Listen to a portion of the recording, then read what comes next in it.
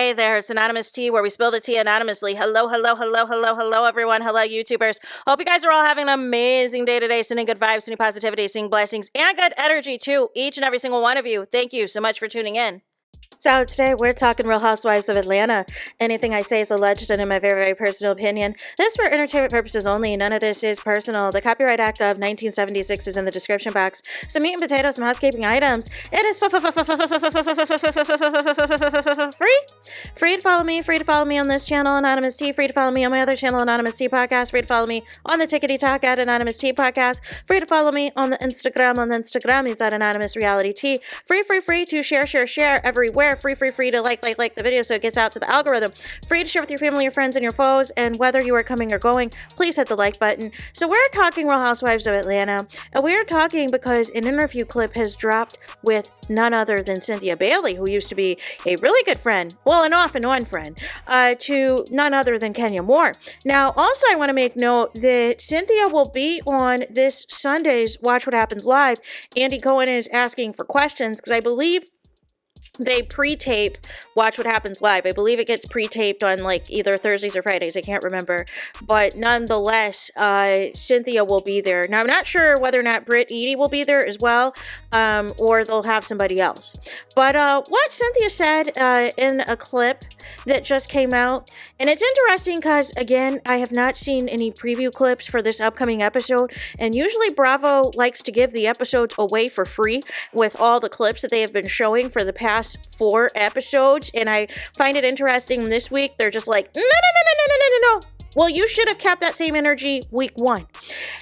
So Cynthia says, regarding her response to what her relationship is with Kenya as we speak, and basically she says that they haven't spoken in about a year. They have not spoken in about a year, which would commemorate around the time that this was filmed. So really, she has not spoken to Kenya Moore since this incident at this opening. And she said that, Cynthia felt that she was there to support Kenya. She knows how hard Kenya worked on this and felt that she was disappointed to see what her vision was for this salon and spa, and what the vision for all of that was completely overshadowed by what unfortunately had happened. Cynthia felt that Kenya should have focused on building the hair care empire, and she wished that Kenya would have called Cynthia in advance beforehand, before Kenya ultimately did what she did. She felt that, the event itself did not end on a good note at all. She felt that this was Kenya's behavior in her display was beneath Kenya Moore's standard. Basically, Cynthia regards herself as a woman of class, and she felt that she did not like and didn't feature how Kenya responded. And, she says that she has reached out multiple occasions, and Kenya has not responded in any capacity, has not responded to Cynthia's efforts to try to reach out. She says she understands that Kenya Moore needs time, needs a minute, and everything else. And Cynthia said she'll be there whenever Kenya is ready to have her. And, Cynthia must have just got the advance on the episode, because she said that she was watching everything play out, and she said it was sad. She said there is true pain that is there when she saw the scene back, and she said that she was mortified like the rest of the cast was. And I wanted to make a note of that, how mortified she is. Like, we can talk about all of these things, y'all. People were on the scene. I believe Michelle Atalian-Brown was there, or was parked there or something. Everything got shut down. Everything got shut down immediately.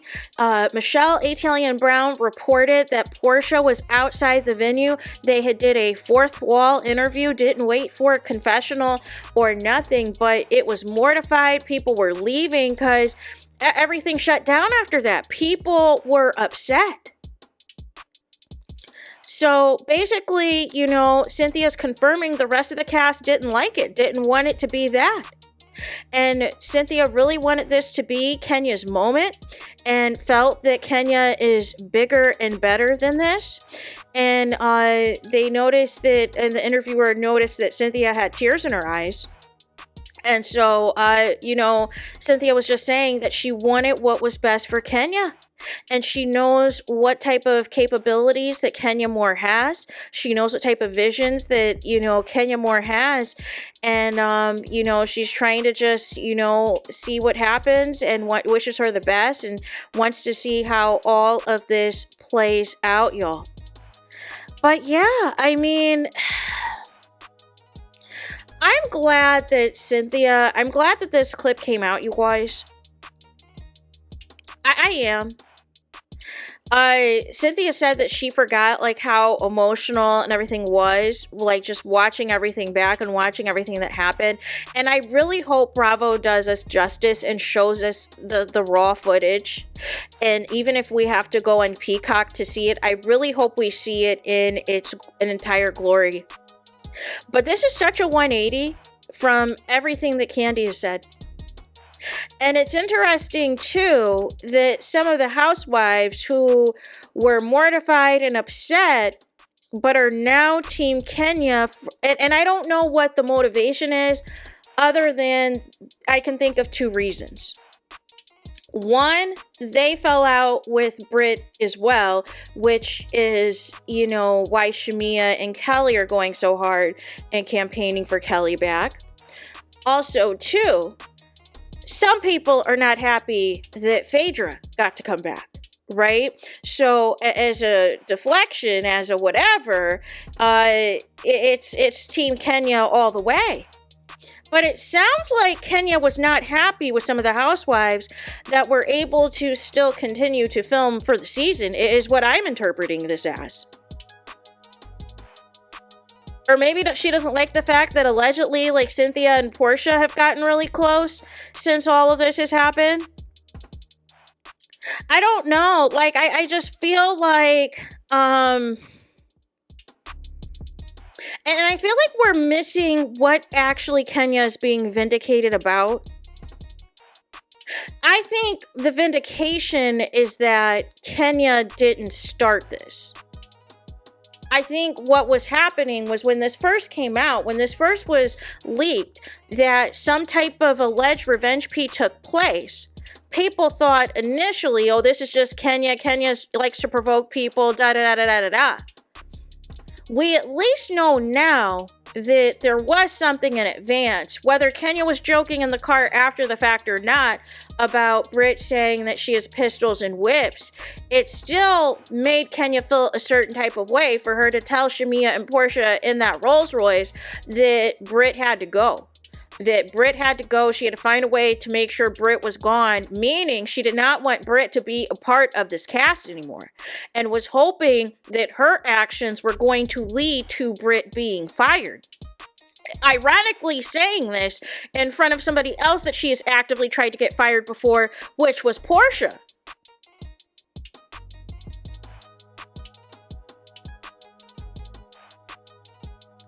But yeah, I mean, I think a lot of people were upset, were mortified at what they saw. And like I said, two things can be true. What Britt did was absolutely wrong. But what Kenya did in response is absolutely wrong too. And like the people said, she went straight to HELL.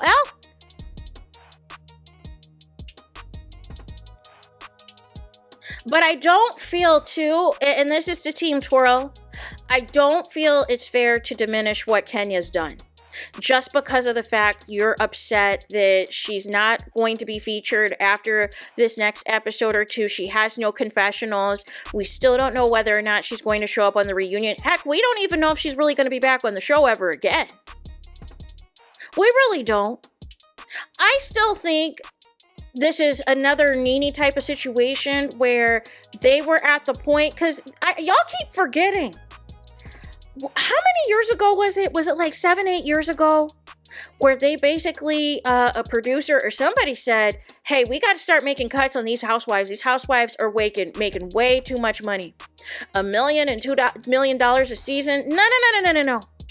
And then when you have a lot of the vets that can demand that after being there for so long, Bravo ain't trying to pay for that. And especially if you're not contributing anything storyline-wise, they really don't feel justified in trying to pay you all that money. So I feel there was a lot of moving parts at play. Because the other side too is Kenya never even filmed a confessional in those 3 or 4 weeks that she did film, which tells me already right off the rip that production was not happy with whatever Kenya was giving anyways. That maybe they wanted more meat off of her storylines and they were not satisfied with it. Now, I still think production amped up Britt to go after Kenya. I absolutely believe that. Because whenever you're a newbie and you're trying to get screen time or you're not getting as paid a high of a salary as the veterans are, these producers tell you, and this happens on every reality show, and I think it's a lame strategy, but they're like, hey, go for the head of the snake, go for the top dog. That's how you'll get screen time. That's how you'll get airtime. That's how you'll get a storyline. But the problem with that is that once you appear thirsty or just desperate or just looking for a moment, which is what ended up happening with Britt Eady, it looks very contrived and it looks very ridiculous. Which is why really both parties, to keep it a buck, should have been punished. But like I said in my previous video about this, it's cheaper to keep her. It is cheaper to keep Britt in this standpoint because she wasn't making as much money as Kenya. This is her first season.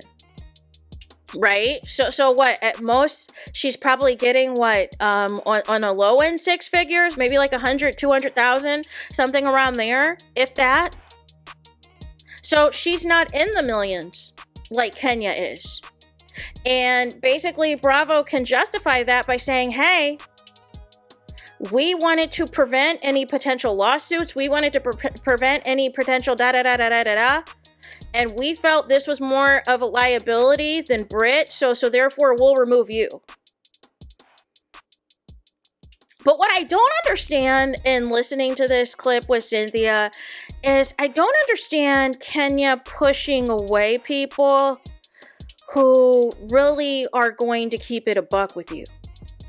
I don't like this where it seems as though Kenya is only responding to the people and supporting the people who are justifying her actions, who are defending, who are going hard in the paint for her actions. And in the instance of Candy wasn't even there. Candy heard about this second and third hand.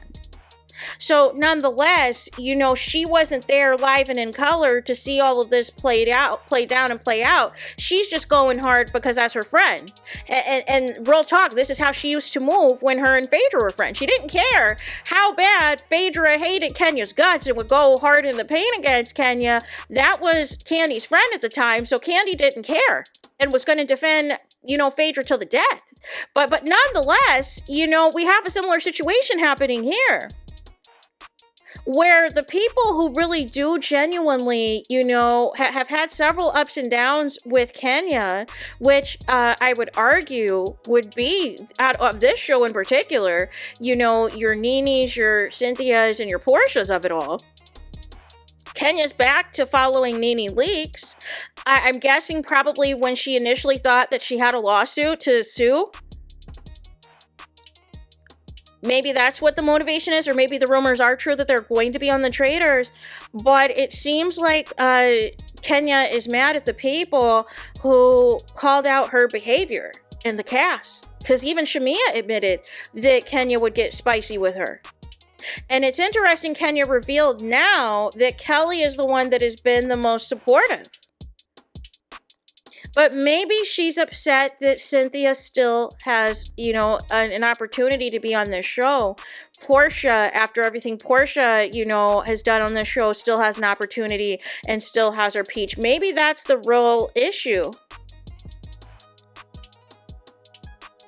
But I was under the impression that Cynthia had kept her distance from Kenya. I didn't know it was Kenya that's keeping her distance from Cynthia. And all Cynthia was trying to do as a real friend is tell her, hey, you were wrong. And it sounded like Kenya doesn't want to hear that. So nonetheless, you know, we'll see how this plays out, you guys. Like I said, I think both actions are wrong. What Britt said was wrong. And what Kenya's response is wrong. I feel like we should not diminish that, y'all. I understand some of y'all are upset that this led to Kenya's suspension, or some people call it a firing or what have you. But nonetheless, y'all, we got to see this play out. Hopefully, like I said, Bravo shows this in entirety so that people can have the full picture and everything else, instead of just saying, I quit Housewives, right? So there's that. Let me know your thoughts in the comments. Please do not forget to like, comment, and subscribe. Hit the notification bell so you're notified the moment I post some content on my channel. And with that being said, I'll talk to you guys again very soon.